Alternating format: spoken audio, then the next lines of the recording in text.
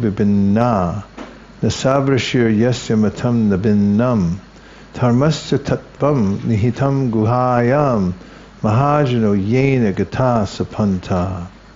Śrī Caitanya Mahāprabhu continued, dry arguments are inconclusive.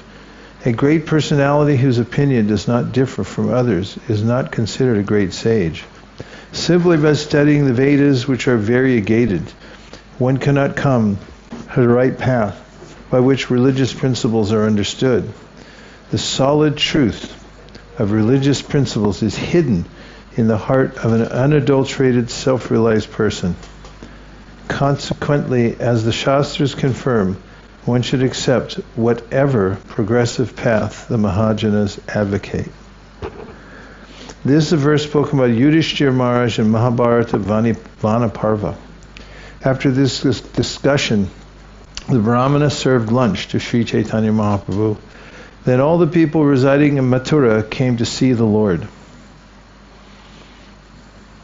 People came by the hundreds of thousands, and no one could account them. Therefore, Śrī Caitanya Mahāprabhu came out of the house to give audience to the people. When the people assembled, Śrī Caitanya Mahāprabhu raised his arms and said very loudly, Haribo! The people responded to the Lord and became ecstatic.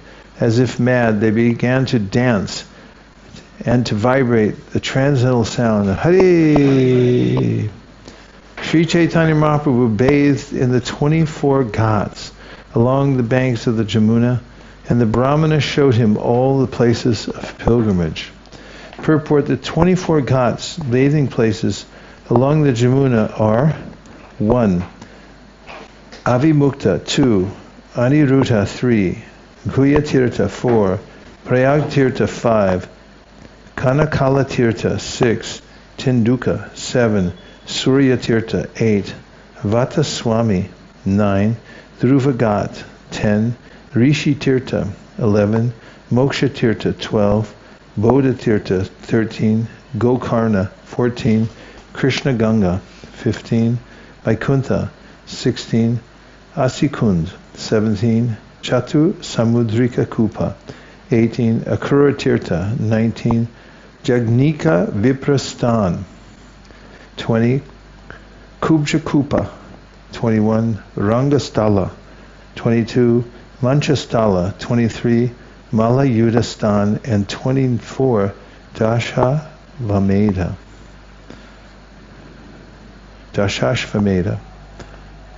Śrī Caitanya Mahāprabhu visited all the holy places on the banks of the Jamuna, including Swayambhu, Vishramagat, Dirgha Vishnu, Bhuteshwara, Mahavidya, and Gokarna. When Śrī Caitanya Mahāprabhu wanted to see the various forests of Vrindavan, he took the Brahmana with him. Śrī Caitanya Mahāprabhu visited the different forests, including Madhuvan, Talavan, Kamudavan, and Bahulavan. Wherever he went, he took his bath with great ecstatic love. The word Van means forest. Vrindavan is a name given to the forest where Srimati Vrindadevi, Tulsi Devi, grows profusely. Actually, it is not a forest as we ordinarily consider a forest, because it is very thick with green vegetation. There are 12 such vanas in Vrindavan. Some are located on the western side of the Jamuna, and others are on the eastern side. The forests situated on the eastern side are Bhadravan, Bilvavan, Lalhavan, Bandiravan, and Mahavan. On the western side are Madhuvan, Talavan, Kamudavan, Bahulavan, Kamyavan, Kandiravan, and Vrindavan. These are all 12 forests of the Vrindavan area. These are the 12 forests of the Vrindavan area. When Śrī Caitanya Mahāprabhu passed through Vrindavan, herds of grazing cows saw him pass and immediately surrounding him began to move very loudly. Seeing the herds approach him, the Lord was stunned with ecstatic love. The cows then began to lick his body out of great affection. Becoming pacified, Śrī Caitanya Mahāprabhu began to caress the cows, and the cows, being unable to give up his company, went with him.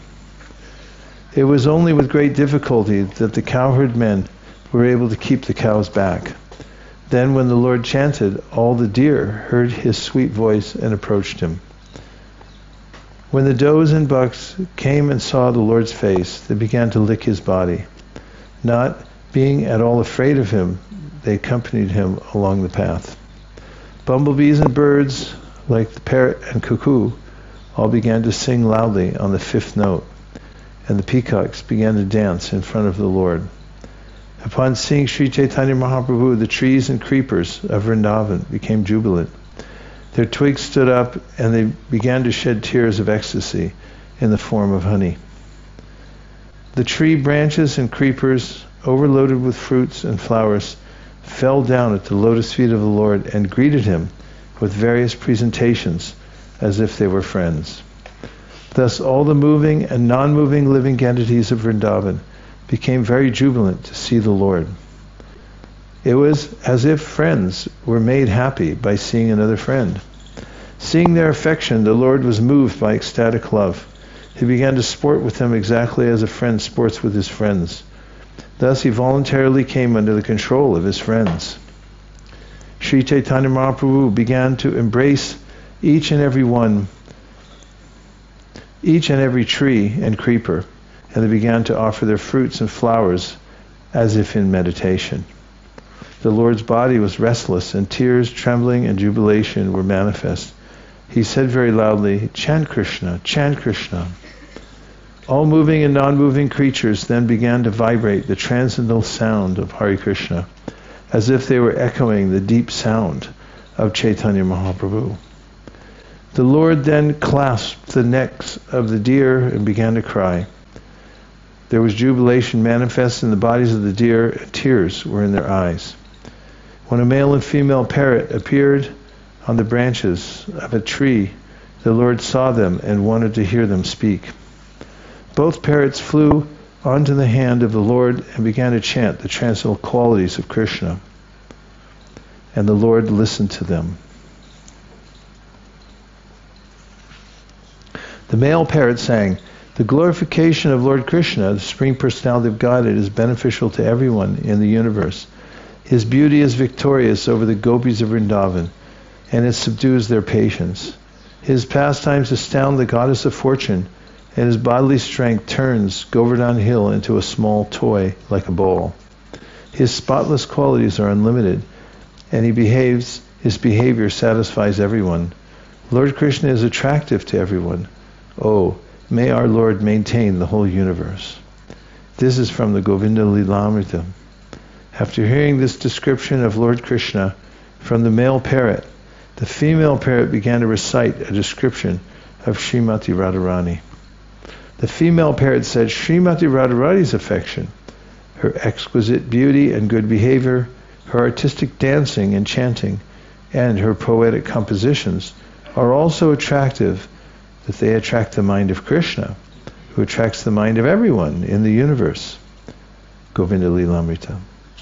Thereafter the male parrot said, "Krishna is the enchanter of the mind of Cupid."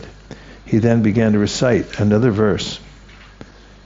The male parrot then said, "My dear Shari," female parrot, "Sri Krishna carries a flute and enchants the hearts of all women throughout the universe. He is specifically the enjoyer of the beautiful gopis, and he is the enchanter of Cupid also. Let him be glorified." Govinda Lilamrita.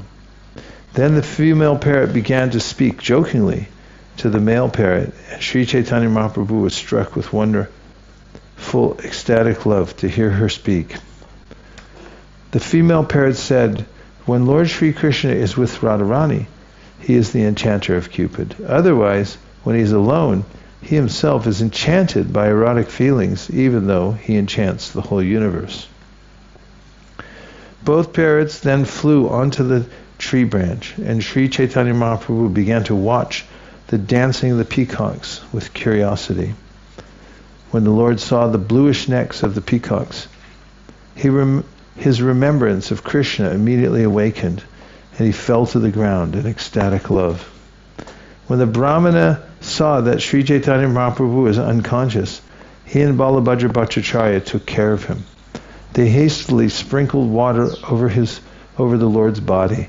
Then they took up his outer cloth and began to fan him with it.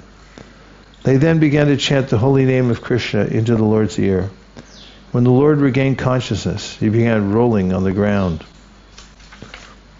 When the Lord rolled on the ground, sharp thorns injured his body. Taking him on his lap, Balabhadra Bhattacharya pacified him. The mind of Śrī Caitanya Mahāprabhu wandered in ecstatic love of Krishna. He immediately stood up and said, "Chant, chant!" Then he himself began to dance. Being thus ordered by the Lord, both Balabhadra Bhattacharya and the Brahmana began to chant the holy name of Krishna. Then the Lord, dancing and dancing, proceeded along the path. The Brahmana was astounded to see the symptoms of ecstatic love exhibited by Śrī Caitanya Mahāprabhu.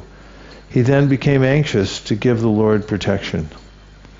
Śrī Caitanya Mahaprabhu's mind was absorbed in ecstatic love at Jagannath Puri. But when he passed along the road on the way to Vṛndavan, that love increased 100 times. The Lord's ecstatic love increased 1,000 times when he visited Mathura, but it increased 100,000 times when he wandered in the forests of Vṛndavan. When Śrī Caitanya Mahāprabhu was elsewhere, the very name of Vṛndavan was sufficient to increase his ecstatic love. Now when he was actually traveling in the Vṛndavan forest, his mind was absorbed in great ecstatic love day and night. He ate and bathed simply out of habit. Thus I have written a description of the ecstatic love Lord Chaitanya manifested in one of the places he visited while walking through the 12 forests of Vṛndavan. To describe what he experienced everywhere would be impossible. Lord Ananta writes millions of books elaborately describing the transformations of ecstatic love experienced by Śrī Caitanya Mahāprabhu in Vṛndavan. Since Lord Ananta himself cannot describe even a fragment of these pastimes, I'm simply pointing out the direction. The whole world became merged in the inundation of the pastimes of Śrī Caitanya Mahāprabhu. One can swim in that water to the extent that he has the strength. Praying at the lotus feet of Sri Rupa and Sri Raghunath, always desiring their mercy, I, Krishnadas, narrate Śrī Caitanya Charitamrita following in their footsteps. Thus end the Bhaktivedanta purports to the Śrī Caitanya Charitamrita, Madhya Lila 17th chapter, describing the Lord's traveling to Vṛndavan.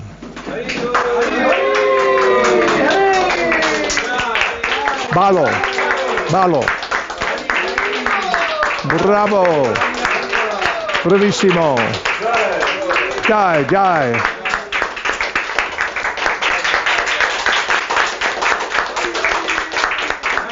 Hari, Hari.